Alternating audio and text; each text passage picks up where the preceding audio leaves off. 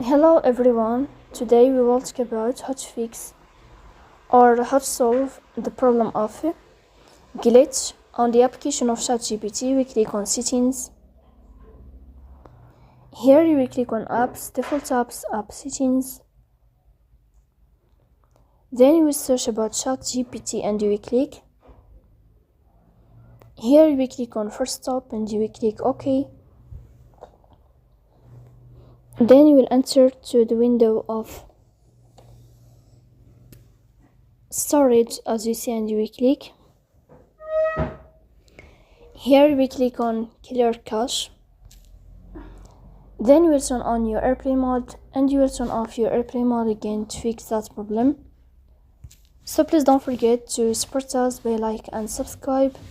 See you next time in another video and thank you for your watching and your attention.